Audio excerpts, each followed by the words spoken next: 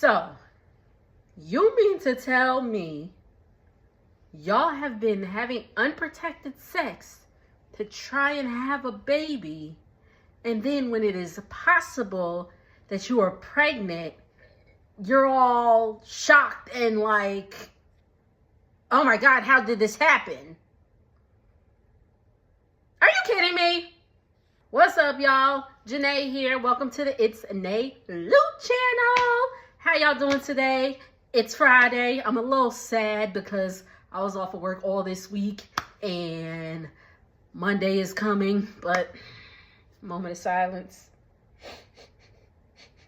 But it's all right. And then I got to be there early because my schedule is temporarily changing. So I got to be there early.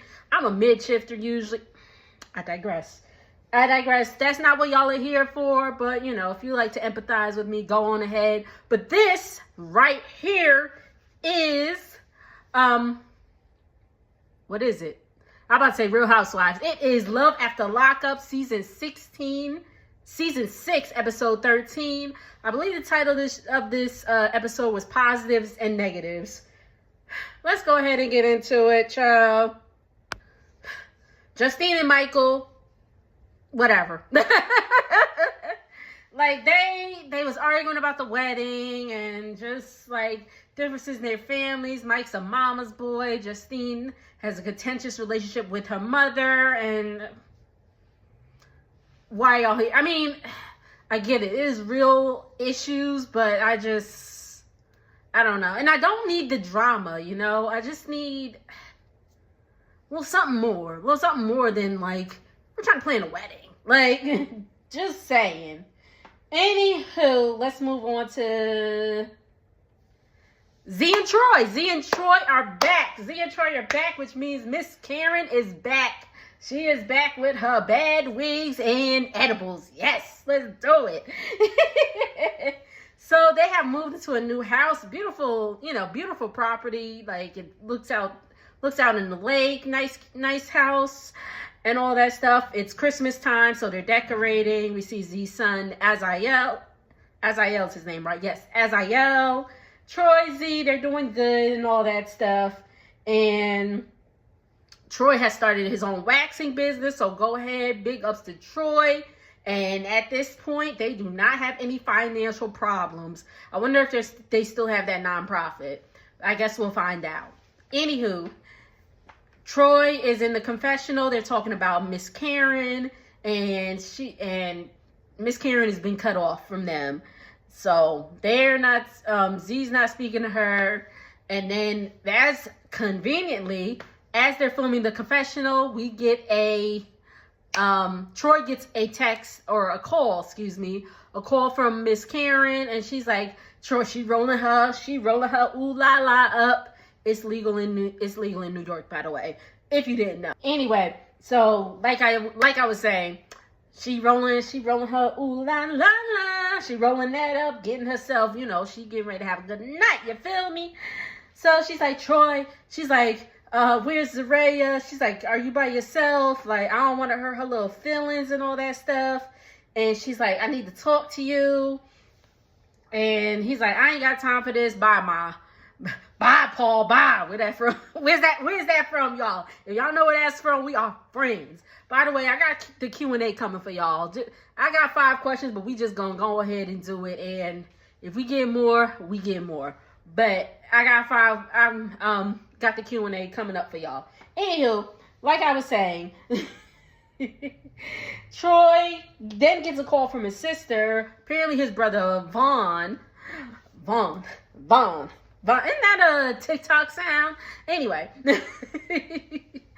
Vaughn, he's 26 years old. He's having, you know, he's going down the wrong path. He's tweaking and all that stuff.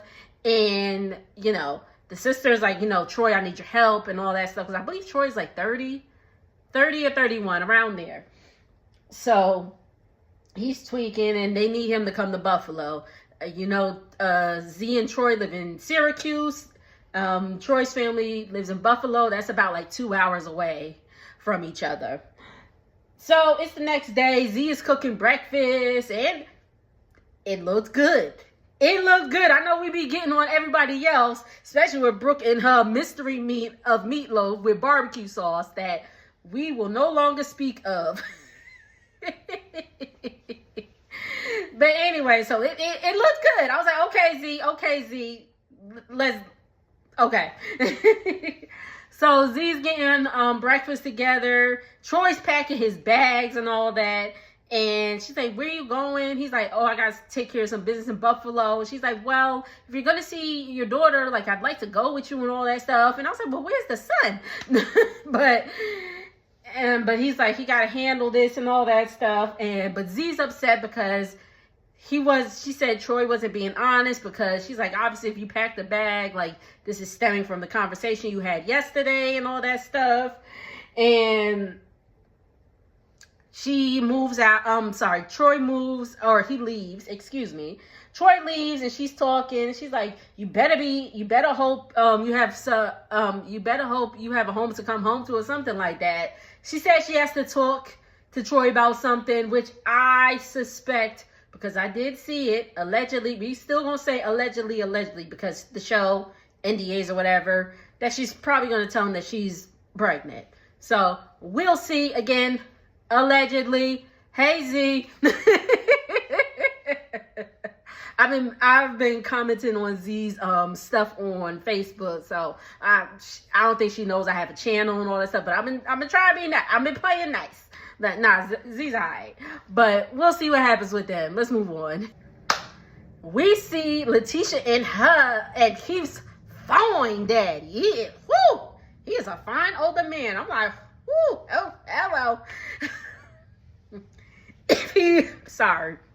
If he's close to my dad's age, that's weird. I don't think he is, though. He looks like he may have had Keith young. Anyway. But Keith's fine daddy. He could be my... Okay, sorry. So they're at Letitia's lawyer's office. They want to get custody of Keith's son, 15-year-old son, Damari. Keith has 3 biological children. But they're focused on Damari. I don't know what the deal is with his other kids. I don't know if, the mothers didn't want to be, want their names and all that stuff on television, or if they're older than 18. And, so my assumption is, they're minors and the mothers didn't want their names on TV. But anyway, unfortunately, Damari has been taken by DCFS, Department of Child and Family Services. His biological mother, got in some trouble and all that stuff, and they deemed, it not safe for him to be in, so he's in the system, unfortunately. So Letitia was saying that she had custody already, or something like, she had custody already and had it signed, or she had custody signed to her already, and the lawyer's like, well, did you go to court and get it, signed off? And she's like, I got it notarized. And I said, Letitia, hi, notary here. As a notary, I cannot, award custody to anybody. Again, you can get it notarized because it's notarized, but you, of course, got to go to the judge, and the judge got to approve of it. And he was like, that's not this. I know that judge was like, I know that lawyer was like, this dumb. Let me stop. I like Letitia too. Hey, girl. But he was like, that's not the same. Because I was like, that's not the same. But anywho. But they're pretty much saying it's in the judge's hands and all that stuff. And she was bringing up her case and then Keith's case. And it was like, would that affect, Damari being able to come to them? And it was like, oh, definitely, for sure. But again, it's up to the judge's decision. I hope that they do get custody, or, he can stay with Keith's fine daddy. Anyway, I probably want to stay with Keith's fine. Okay. We gonna stop. But Keith is about to get out of the halfway house. Yes, awesome. Her daughter, the 7-year-old, Janaya, I believe her name was. I forgot her name. I'm sorry. But she's excited. She's baking, they're baking a cake for Keith and all that stuff. And they're like, oh, and she's like, Janai, bless her heart, she thought that Keith was her biological dad. Her mom had to explain, like, no, that's not your biological dad, but, you know, he stepped in, and he's, you know, he's her father. She said that her daughter just started calling Keith dad naturally. I believe her daughter's 7, and she has mentioned before that her youngest daughter's father's not in her life at all. Her oldest, which is Naraya, she's 16. Her father's in her life, so, you know, she goes with her dad regularly. Her dad is very much active in her life, so she probably ain't looking for another dad. She's like, I got a daddy. So they go to pick. It's the next day. Letitia goes to pick up Keith from the halfway house. She drops her kids off at school. That oldest daughter, I'm like, damn, she is just not feeling any of this, because she just, every time I see her, she's just like, I mean, I do remember what it's like to be a teenager and, like, just over everything. And again, Letitia said she's 16, so, and again, she has her father present in her life, so I'm sure she's not feeling, you know, some man coming up in there trying to tell her what to do. So we'll see how that goes. She said her daughter has a job now, so she probably gonna be like, sign me up for overtime, please. But she's a minor, so, you know, she can't, you know, do too much. Anyway, I'm sorry, y'all. So Keith is at the halfway house. It's great. It's great. Yay. They go to have breakfast with the whole family. He has a conversation with his stepmother. At this point, he is focused on getting custody of his son. So best of luck to Keith. Daniel and Bianca, they gave us a little something that we could work with. A little something. Daniel is in, he said, Bullhead City, Arizona, which is like 5 or like 3 hours away from where they are. So he's there for court and all that stuff. And, you know, he says, you know, I'm here at court. Hopefully all goes well. Bianca, she's leaving the pet store. And then I was like, where's the cat? Because then she come in with the cat. And then all of a sudden, maybe she put the cat in the car. But I was like, where's the cat? Just little things I'll be noticing.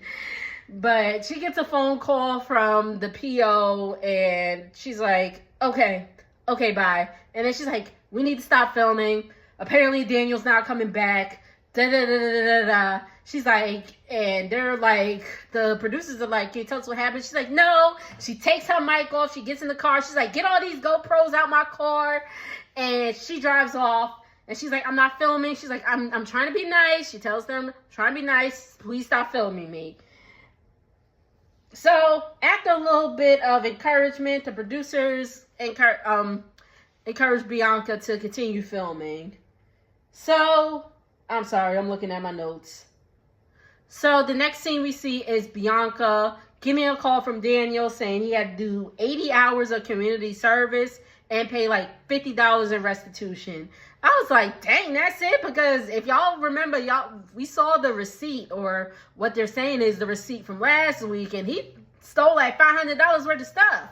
Well, I guess that's like 10%, if that's what they're doing. I don't know how that works. But anyway, so she is upset because apparently the PO was having a conversation with her and saying she didn't think that it was safe for Daniel to return to Bianca, to their house or whatever, because I guess Daniel has been saying that they haven't been getting along and all that stuff, and the PO didn't think it was a safe environment for him.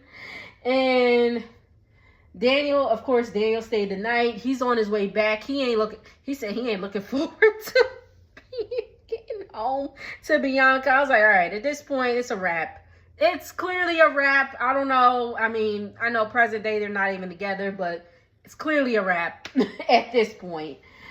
But Bianca's like, again, we just moved in here. She's trying to put some stuff together. She broke something. I guess it was a vase. But then I was like, Bianca, she breaks it. It's on the floor. She's going to pick it up with her hands. Then she's like, okay, wait, I'm bleeding. I'm like, where's the broom? Like, like where the hell is the broom? Like, I understand y'all just moved in, but damn, when I moved into my place, or when, you know, me and my man moved into our place together, shoot, that was one of the first things we had was a broom. She's like, I don't even have Band-Aids, which, again, I understand. When I moved into my apartment, everything was fresh. I was like, what you mean my parents ain't got Band-Aids here? What you mean I gotta buy Band-Aids? I thought they just appeared. Thanks, parents. But, so, I understand that because, you gotta buy everything fresh. But, I mean, didn't they live together before? So, why wouldn't they have Anyway. So Daniel gets back into town. His friends call him. They're at a bar and all that stuff. Daniel is feeling like Bianca's suffocating him. She's like, I need her to get a hobby or something because remember, she's not working. So she's living off of the settlement money that she got for her accident. So she's not working. They do have the cat, I guess, to keep her busy, but he's like, Daniel's working, he's doing all this stuff, and Bianca's just like super codependent of him and all that, but just break up. Will and Courtney, Lord have mercy. So Courtney's at a new halfway house. Finally calls Will. They haven't spoken to each other in a minute. She's like, well, I've been busy. She got a job, so... But she's still asking Will for an allowance because she ain't get her first paycheck and all that stuff. Oh my gosh. But they're going back and forth and all that. They're going back and forth about Will not supporting Courtney. And Will is pretty much saying, Courtney, Courtney's not doing what she needs to do and is just relying on Will and all that. So, Courtney says she has to go to a friend's house and wash clothes. So they're talking on the phone, and he's like, who are you even with right now? She's like, I'm not even with anybody. Then we hear Mark. Mark's like, it don't even matter who you're with. And she's like, and Will's like, well, obviously you're with somebody. They obviously, she said, obviously you're with somebody. And then at that point, I zoned out. Sorry, y'all. I zoned. I totally because they were just going back and forth, and I was just like, So it is what it is. But pretty much Will was like, you're not a wife, and we breaking up, and he hangs up. And so she's crying and all that stuff. She lays in the bed, and here comes Mark. Mark talking about if I was your man.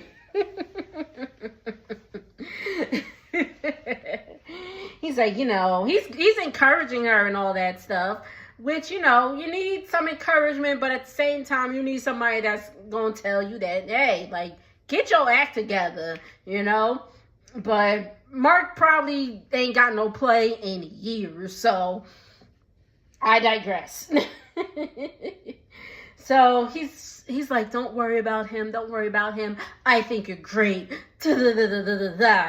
And producers asked Mark, him and Courtney had some things going on. And he's like, you want me to tell you the truth? He's like, we done had some hot moments and all that stuff. Meanwhile, Courtney's like, no, never, and all that stuff. I mean, it could be in his imagination. Mark seems like he is that type that, a woman gives him some attention and he's just like, oh my gosh, she loves me. Or a woman is like, hey, I need your help with this. He's like, oh my God, she loves me. We're together. We go together. Oh my God, oh my God, oh my God.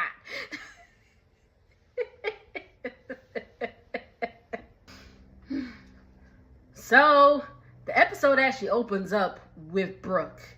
Brooke is in the bathroom. She's at her mama's house. It's the morning time. And Brooke is in the bathroom taking pregnancy tests.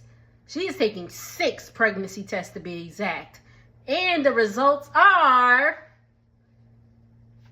4 positive results and 2 negative results. So, Brooke is possibly pregnant. Again, we see her boys. They're having breakfast and all that. The 13-year-old asked if she heard from from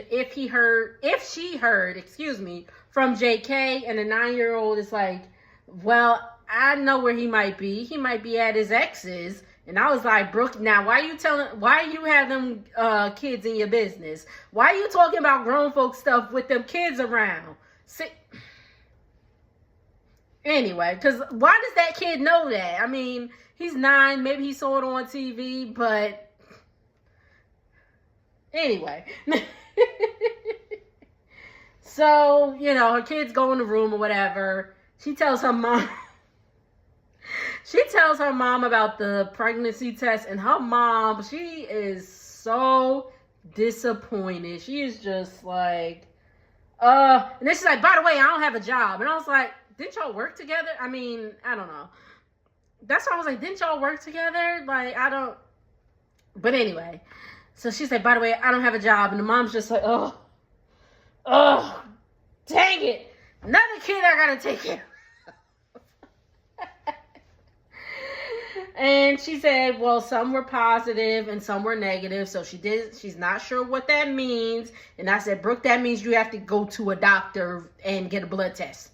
Because obviously, I mean, I don't know how this works. I don't have children. Again, God willing, maybe one day. But I don't have children. And I would assume, if she's taking a test at the same time and some were positive and some were negative, maybe she's like super early and maybe they're like different tests and, some pick up on the pregnancy hormone faster than the others, or maybe she was and it's like in the middle of an unfortunate, miscarriage or whatever.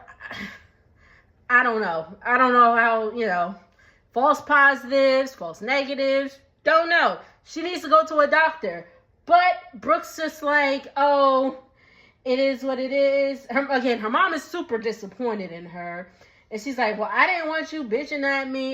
You're my mom. I'm supposed to be able to talk to you about stuff like this. And she's like, correct. Her mom's like, correct.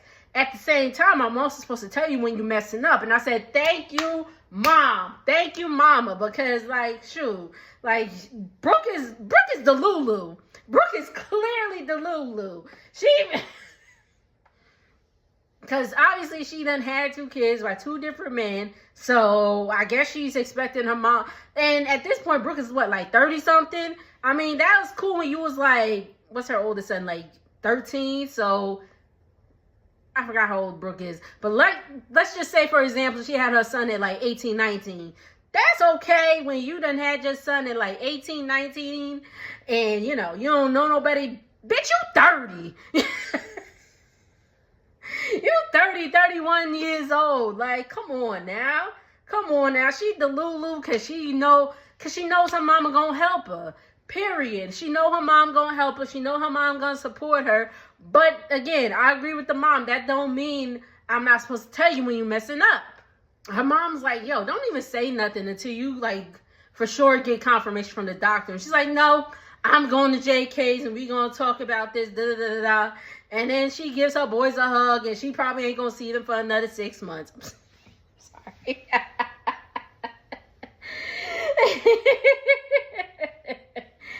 And so she pulls up at JK's house, and she knocking on the door I was like, what is happening? So JK lets her in. He's like, what do you want? And she's like, I have some 4 positives and 2 negative pregnancy tests. We gotta talk about this and all that stuff. So and he's like, I can't believe this. I can't believe this. How did this happen? And I said, wait a minute. Wasn't it 2 episodes ago when y'all was talking about pre-seed and Brooke done had her legs up in the air after y'all had sex? Talking about it helps this, the old wives' tale of that the sperm travels faster to the egg. What you mean? What do you mean? How did this happen? If she's pregnant, which again, if she is pregnant, what do you mean? How did this happen? Y'all ain't use a condom from the jump. When y'all was in there boinking up in the roommate's, hospital bed with the bedpan on the side. Y'all ain't think about condoms then. So y'all obviously wasn't using condoms for the beginning. Pissed me off talking about how did this happen? What you... Child, what do you mean? What does it mean? Anyway. Brooke's mom said, between you not having a job and JK not having a job, that kid ain't got a chance in hell. I said, damn. I said, damn. I mean, she's right. But so anyway, back to JK's house. JK tells his mom and his stepdad to come out to the living room so they could talk. And JK says, she took some pregnancy tests and, some are positive and some are negative. And the stepdaddy said, oh, Jesus. He said, oh, Jesus. And the stepmom's like, well, JK was like, oh, y'all not being supportive or something like that. And she's like, well, what you expect us to say? Yippee-ki-yay, we having a baby? Brooke is like, that'd be nice. I'm like, is you cool? Like, Brooke, are you cool? Are you okay? Like, everybody's the Lulu. Y'all, a baby is a blessing. I understand that. A baby is definitely a blessing, especially somebody like myself who, has endometriosis and fertility issues and all that stuff. A baby is a blessing. I totally understand that. But y'all ain't got no jobs, man. At least me and mine got a job, okay? So we got a job, a house, like, come on now. Like where the baby gonna sleep? The baby gonna sleep with Miss whatever the roommate is in the what you call it? In the hospital bed. Like, where is the baby gonna sleep? Where is the baby gonna sleep?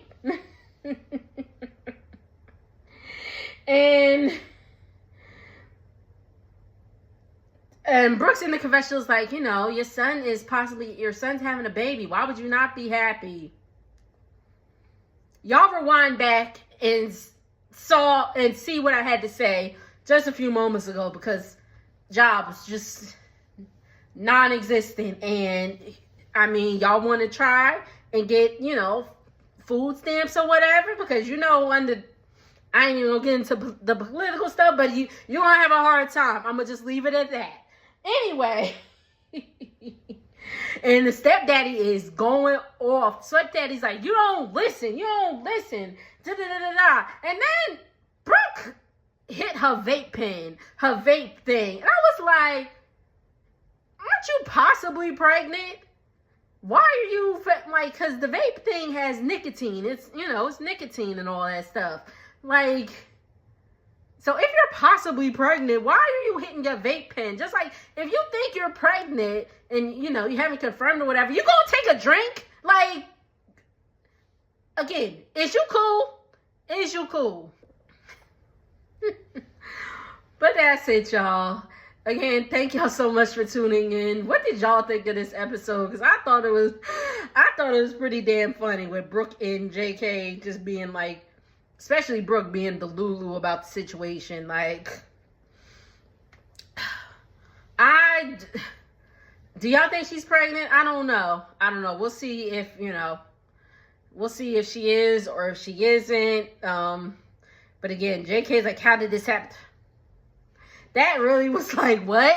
Like, y'all been saying from the jump since he came home, y'all wanted to have a baby so damn bad. For what reason? I don't know. Like, y'all clearly don't even need to be together, but I digress. It's what they want to do. And I'm like, yo, and if y'all, and if that is the case, I don't even think they're together right now. So let's say she is pregnant and they break up. So now y'all are tied together for life with this baby because, I'm sure JK, it seems like he'd be a stand-up guy and take care of his responsibility. But I don't know. Do y'all think Brooke is pregnant? Let's get that up. Do y'all think Brooke is pregnant? All right, thank y'all so much. Make sure to like, comment, subscribe. I will see y'all on the next video. Later.